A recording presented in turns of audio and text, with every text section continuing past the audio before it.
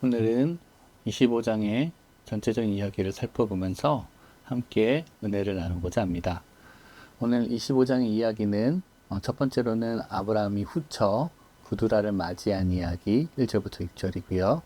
그리고 아브라함이 죽은 후에 둘째로 막벨라 굴에 묻힌 이야기가 7절부터 11절에 있습니다. 그리고 세 번째로 아브라함의 아들 이스마엘이 12두령을 낳은 이야기가 12절부터 18절에 있고요. 그리고 네 번째로 이삭이 결혼한 후 에서와 야곱을 낳은 이야기가 19절에서 28절까지 있습니다. 그리고 다섯 번째로 마지막으로 에서와 야곱의 팥죽 이야기, 장자권 다툼의 이야기가 39절에서 34절까지 있습니다. 혹시 여러분 중에 지금 설명드린 25장의 이야기의 흐름이 조금 보이십니까? 사실 25장은 너무나 다양한 이야기를 하는 것처럼 보입니다. 그러나 결국의 핵심은 단 한 가지 이야기입니다. 25장의 이야기는 아브라함이 죽은 후에 누가 믿음의 조상이 될 것인가? 누가 믿음의 장자가 될 것인가? 그 질문에 답하는 이야기입니다. 믿음의 장자인 그 사람을, 믿음의 족장을 찾아가는 이야기가 25장의 이야기입니다. 그래서요, 믿음의 조상, 믿음의 장자가 될 사람은 그두라의 후손도 아니었습니다. 그래서 아브라함은 자신이 죽기 전에 그두라의 자녀들에게 재산을 약간씩 떼어주면서 다 멀리 떠나 보낸 것입니다. 또한 이스마엘도 아니었습니다. 어쩌면 이스마엘은 세상적으로 볼 때 이 당시에 12두령을 낳았고 큰 민족을 이루고 당대의 유명한 사람이 되었지만 그도 믿음의 조상이 아니었습니다. 그렇게 그두라의 아들도 아닌 이스마엘도 아닌 이삭이 아브라함을 따라서 믿음의 조상이자 진정한 장자가 된 것입니다. 그리고 그렇게 믿음의 조상이 된 이삭이 아이를 2명을 낳았습니다. 한 명이면 그 아이가 바로 믿음의 족장이 될 텐데, 한 명이면 이야기가 쉬운데 에서와 야곱, 그것도 2명의 남자아이를 낳았는데 특히나 쌍둥이죠. 그러니 이제 또다시 고민이 시작되는 겁니다. 이 두 아들, 그것도 쌍둥이인 에서와 야곱 중에 과연 누가 믿음의 조상이 될 것인지, 그 긴장 상태가 계속 이어지는 것입니다. 그런 중에 에서의 팥죽 이야기, 에서와 야곱의 팥죽 이야기로 넘어가는 것이죠. 이 흐름을 따라서 보면 왜 오늘 이야기가, 성경에 이 팥죽 이야기가 이렇게 중요했는지 조금 아시겠죠? 이것은 단순히 에서가 어린 시절에 했던 치기 어린 실수가 아니었습니다. 또 혹은 나이가 어린 청년이 배고파서 했던 실수도 아닙니다. 성경이 이토록 중요하다고 말하는 이 장자권, 누가 믿음의 조상이 될 것인가 모두가 주목하는 상황에서 에서가 얼마나 이 장자권에 대해서, 이 장자권을 얼마나 가볍게 여겼는지 보여주는 분명한 사례인 것입니다. 32절에 말하죠. 에서가 이르되 내가 죽게 되었으니 이 장자의 명분이 내게 무엇이 유익하리요. 다른 번역으로 보면 배고파 죽을 지경인데 상속한 따위가 무슨 소용이 있느냐, 배고파 죽게 하는 나에게 지금 이 맏아들의 권리가 그리 대단한 거냐 라고 이야기하는 거죠. 영어로 보면 좀 더 확실하죠. What good is the birthright to me? birthright가 사실은 장자의 권리잖아요. 이 장자의 권리가 what good, 나한테 뭐가 중요하냐, to me. 34절에도 말합니다. 야곱이 떡과 팥죽을 에서에게 주매 에서가 먹으며 마시며 일어나 갔으니 에서가 장자의 명분을 가볍게 여깁니다. 다른 번역에서 보면 에서는 자기의 상속권을 대수롭지 않게 여겼다. 맏아들의 권리를 가볍게 여겼다 입니다. 지금 그는 맏아들이었는데 그 사실 자체를 그냥 대수롭지 않게 여긴 것입니다. 자, 보십시오. 장자권이 무엇입니까? 물론 장자권은 첫째 아들의 권리, 특별히 다른 자녀들에 비해서 2배를 물려받을 권리를 말합니다. 왜 굳이 2배를 물려받습니까? 1배는 물론 자기 몫인데 나머지 1배로는 가문을 이끌어가는 거죠. 더 중요한 건 지금의 믿음의 이 장자가 되는 사람은 믿음의 조상이 되는 것이죠. 그래서 결국은 이것은 내가 첫째가 되냐, 내가 둘째가 되느냐의 문제가 아닙니다. 재산을 다른 사람보다 조금 더 물려받느냐, 덜 받느냐의 문제도 아닙니다. 누가 진정으로 하나님을 믿는 백성이 될 것인가? 누가 하나님을 선택한 제사장이 될 것인가? 정말 하나님만 믿고 신뢰하는 진정한 믿음의 중상이 누가 될 것인가 하는 질문인 거죠. 그런데요, 중요한 것은 에서는 하나님께 전혀 관심이 없었습니다. 그는 그저 자기가 원하는 대로 행할 뿐입니다. 너무나 조금만 배고프면 그렇게 너무나 쉽게 이 장자권을 팔아버릴 만큼 하나님께 조금의 관심도 없었던 겁니다. 그러니 에서는요, 하나님을 의식하지 않습니다. 믿음의 가정을 꾸리지 않았어요. 믿음에 결혼하지 않았습니다. 26장 35절 36절을 함께 읽겠습니다. 에서가 40세에 헷 족속 부에리의 딸 유딕과 헷 족속 엘론의 딸 바스맛을 아내로 맞이하였더니 그들이 이삭과 리브가의 마음에 근심이 되었더라. 에서는 이삭처럼 부모가 허락하는 결혼을 하지 않았어요. 내가 좋은 대로, 자기가 좋은 대로 헷 족속의 여인을 아내로 맞이했습니다. 그것도 유딕과 바스맛, 두 명의 이방 여인과 결혼합니다. 그래서 이 두 이방 여인 때문에 아버지 이삭과 리브가는 어머니 리브가는 근심했던 것입니다. 그렇다고 지금 야곱이 잘했다는 것은 아닙니다. 형이 가장 배고픈 순간을 노려서 장자권을 파냐고 하는 사람, 그 이름처럼 남을 속이는 사람, 남의 발 뒤꿈치를 잡는 사람, 이런 야곱의 모습을 보면서 그게 형을 잘 속였다, 쌤통이다 라고 칭찬하는 것이 아닙니다. 이것은 어떻게 보면 선거 때 그런 상황들이 있잖아요. 에서와 야곱을 보면 그런 상황인 거죠.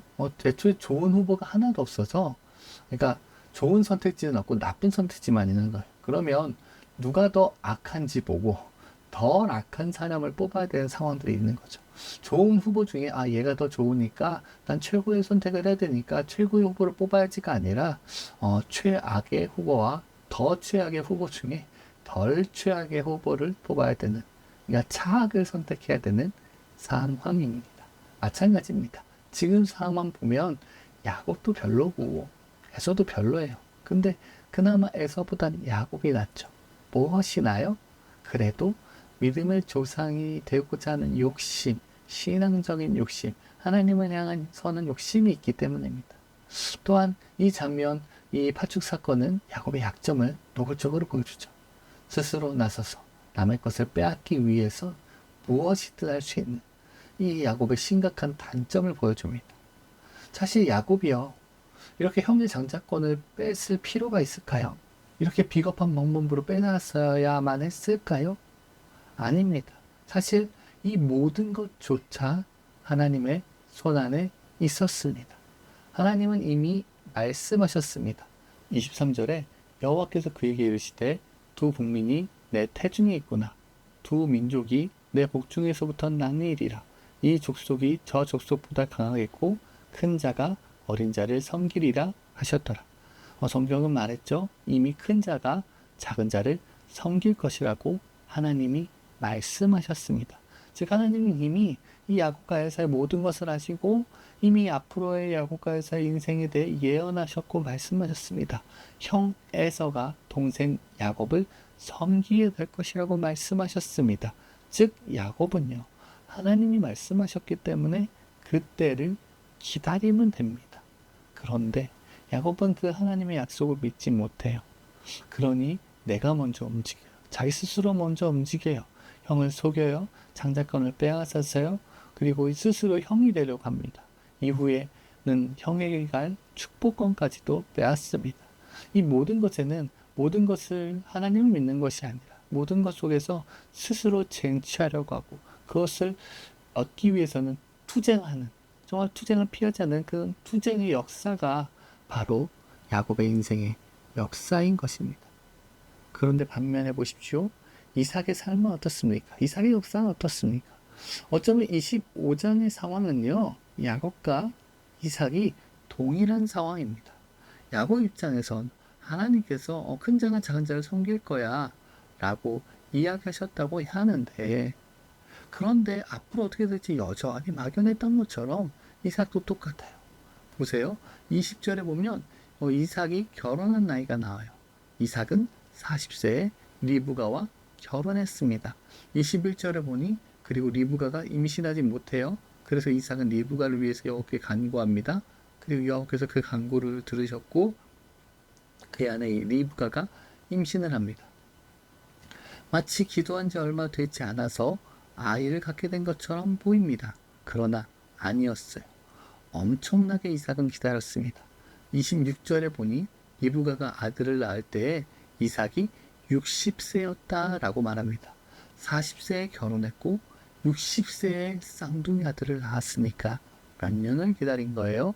무려 20년을 기다려서 아들을 낳은 거예요. 이 20년, 대단한 기다림의 기간이 아닙니까? 아브라함이 몇 년을 기다렸죠? 아브라함이 75세부터 기다려서 100세에 낳았으니까 25년을 기다렸어요. 그 사이에 얼마나 많은 기다림의 이야기, 인내의 이야기, 많은 사건이 있었습니까? 그런데 이삭은 단순해요. 하나님께서 자신을 믿음의 조상으로 세우셨음을 알기 때문에 하나님이 하실 것을 믿고 20년을 진득히 기다립니다. 그저 하나님을 바라보면서 기도하며 간구할 뿐입니다. 26년 동안 전혀 반응하지 않고 그저 하나님께 기도했다. 그저 하나님께 간구했다는 내용밖에 없어요. 하나님께 자녀를 주세요 라고 간구했다는 꼭 기도했다는 이야기일 뿐입니다. 어떻게 이 사람은 이렇게 기다릴 수 있었을까요? 그는 결국 자기 자신이 하나님의 증거잖아요. 내가 이삭 본인이 하나님의 살아계심의 증거잖아요. 약속의 증거잖아요. 100세에 하나님의 아들을 주셨던 약속을 이루시는 하나님의 살아있는 증거잖아요. 그렇기 때문에 자신이 살아있는 증거이기 때문에 이삭은 20년 동안 묵묵히 약속을 이루실 하나님을 기다릴 수 있었습니다. 또한 그는 어쩌면 하나님 앞에서 죽은 사람이었기 때문에 자신을 하나님 앞에 바친 사람이기 때문에 기다릴 수 있어요. 지난번에 살짝 말씀드렸지만 아브라함의 순종도 쉽지 않았지만 이삭의 순종도 만만치 않게 어려웠다고 말씀드렸어요. 여러분, 이삭은 선하신 하나님을 신뢰하면서 자신의 생명을 드렸잖아요. 어쩌면 사실 아브라함한테는 하나님의 명령을 듣고 고민할 시간, 생각할 시간이 충분히 있잖아요. 명령을 받고 또 시내산으로 찾아가는 3일 동안 하나님의 명령을 생각하면서 고민하면서 생각을 정리할 시간들이 있었어요. 근데 이삭한테는요, 그조차 없어요. 그저 갑자기 자신을 너무나 사랑하던 아버지가 돌변해서 양이 아니라 너를 죽여야겠다. 너를 하나님께 드려야겠다라고 말하면서 칼을 들고 있는 상황이잖아요. 그 짧은 상황에서 아버지 그렇게 하세요. 하나님께 저를 드릴게요. 라고 순종하는 건 쉬웠겠습니까? 자신의 의지를 내려놓고 생명을 내려놓고 선하신 하나님을 신뢰하며 내 생명을, 자신의 생명을 하나님께 드리기로 결심한 것이 과연 쉬웠겠습니까? 보십시오. 자신의 생명까지 하나님께 드릴 수 있는 사람. 그만큼 하나님께 자신의 생명을 드릴 만큼 하나님을 신뢰하는 이삭에게 이런 기다림, 충분히 기다릴 수 있는 기다림 아닙니까? 왜요? 내 생명을 드리는 것보다 쉽잖아요. 내 생명을 드리는 것보단 20년 정도 기다리는 게 더 쉬운 거 아닙니까? 결국 20년이란 세월이 결코 짧지는 않았는데 이삭은 철저하게 하나님을 신뢰했기 때문에 약속을 이루실 하나님을 바라보았기 때문에 말씀하신 대로 약속을 이루실 하나님을 바라보며 기다릴 수 있었습니다. 그렇습니다. 오늘 이야기는 어쩌면 이 짧은 25장의 이야기에서 하나님은 이미 이삭과 야곱을 선택하셨음을 보여줍니다. 두 사람을 모두 믿음의 조상으로 세우기로 작정하셨음을 보여줍니다. 근데 이 두 명의 선택받은 믿음의 조상의 모습이 너무 달라요. 이들이 믿음으로 반응하는 모습이 너무 달라요. 한 명은요, 하나님을 바라보면서 인내하면서 기다리는 사람이고, 한 명은요, 조급해서 내가 나서서 스스로 빼앗고 쟁취하는 사람입니다. 어떻습니까? 이후에 이 믿음의 조상인 이삭과 야곱, 어떤 인생을 살게 됩니까? 과연 스스로 모든 것을 빼앗은 사람, 쟁취한 사람, 그런 야곱의 인생이 과연 평탄했습니까? 아니죠. 야곱은 빼앗았지만 죄인치하였지만 말 그대로 스스로 고백한 것처럼 험악한 인생을 살게 됩니다. 그렇습니다. 우리 앞에는 이삭의 길과 야곱의 길이 있습니다. 이삭처럼 하나님을 신뢰하며 기다릴지, 아니면 야곱처럼 내가 먼저 나서서 내가 투쟁하며 내가 싸우며 내가 먼저 움직일지, 이 두 가지 믿음의 길이 우리 앞에 있습니다. 분명한 것은 우리 인생은 접은 하나님의 손에 있음을 기억합시다. 하나님을 신뢰한다면 하나님께서 하실 것을 믿고 우리는 기다릴 수 있습니다. 야곱처럼 모두와 투쟁하고 모두와 싸우는 삶이 결코 복된 삶이 아님을 기억하시길 바랍니다. 그렇게 우리가 하나님이 하실 걸 믿고 기다릴 수 있는 믿음의 사람들이 되셨으면 좋겠습니다. 물론 이 약점 많은 야곱보다 더 최악이 나왔었죠? 어쩌면 아예 하나님께 관심조차 없었던 에서일지 모릅니다. 하나님께 관심조차 없으니 에서는 변화의 가능성조차 없었던 것이죠. 결론입니다. 누구처럼 살아야 할까요? 이삭입니까? 야곱입니까? 네, 이삭이 되시길 소망합니다. 이삭처럼 약속을 이루실 하나님만 바라보는 저와 여러분이 되었습니다. 하나님을 신뢰하며 하나님만 철저히 믿으며 기다림으로, 또한 간절한 기도로 모든 것을 하나님께 맡기며 믿음으로 나아가시는 저와 여러분, 우리 마음심 교회가 되기를 소망합니다. 감사합니다.